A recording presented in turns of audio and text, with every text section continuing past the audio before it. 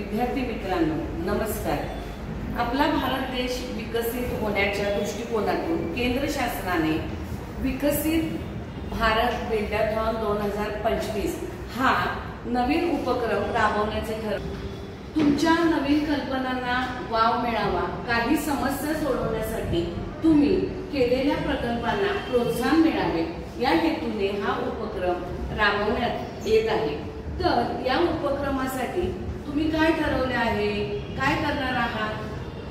Carbon dioxide वायूचे वाढते प्रमाण लक्षात घेता ते प्रमाण नैसर्गिकरित्या कमी करण्यासाठी कार्बन सिक्वेस्ट्रेशन बाय ट्रीज हा उपक्रम आम्ही निवडला। पण सादरीकरण करूया। ये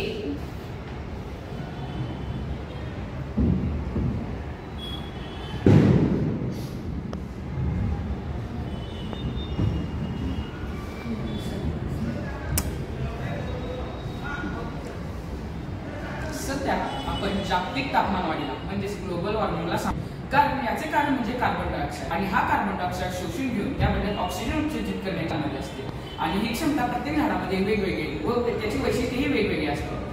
या उपक्रमासाठी आम्ही शाळेसमोरील त्या बागेत एकूण 92 झाडे व 25 प्रजातींची झाडे आढळतात। बुंद्यांचा परीघ मोजून व त्या झाडांची उंची मोजून आम्ही ते किती प्रमाणात कार्बन डायऑक्साइड शोषून घेतात व ऑक्सिजन उत्सर्जित करतात याचे गणन केले। या गणनावरून आम्हाला असे समजले की वड, ताम्रवृक्ष इत्यादी झाडे जास्त प्रमाणात CO2 शोषून घेतात व O2 उत्सर्जित करतात व त्या तुलनेत कडुलिंब, चंदन इत्यादी झाडे ही कमी प्रमाणात CO2 शोषून घेतात व ऑक्सिजन उत्सर्जित करतात। यावरून असं समजले की वेगवेगळ्या झाडांची CO2 शोषून घेण्याची व ऑक्सिजन उत्सर्जित करण्याची क्षमता वेगवेगळी असते। आता यावरून आम्हाला असेही समजले की ज्या झाडाचा बुंद्याचा परीघ जास्त आहे ते झाड जास्त प्रमाणात CO2 शोषून घेते व ऑक्सिजन उत्सर्जित करते। शोषित केलेल्या CO2च्या 2.67% इतके पट ऑक्सिजन झाड उत्सर्जित करू शकते। याचेच गणन केल्यावर आम्हाला असे समजले की या समोरच्या बागेने एकूण 15.70 टन इतका कार्बन डायऑक्साइड शोषून घेतला आहे व त्याबद्दल 41.92 टन इतका ऑक्सिजन उत्सर्जित केला आहे।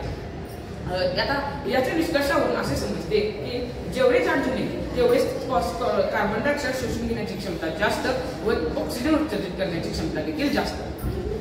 आता शेवटी त्यासाठी आपण झाडे मोठ्या प्रमाणात लावली पाहिजे। आता परवाच झालेल्या COP कॉन्फरन्स ऑफ पार्टी मध्ये नेट झिरो कार्बन हे उद्दिष्ट ठरवले गेले आहे। याच्यासाठी मोठ्या प्रमाणात झाडे लावली पाहिजे, त्याचे मोठ्या प्रमाणात संगोपन केले पाहिजे आणि मोठ्या प्रमाणात प्रामुख्याने शहरातील बागेचे मोठ्या प्रमाणात संगोपन केले पाहिजे। धन्यवाद।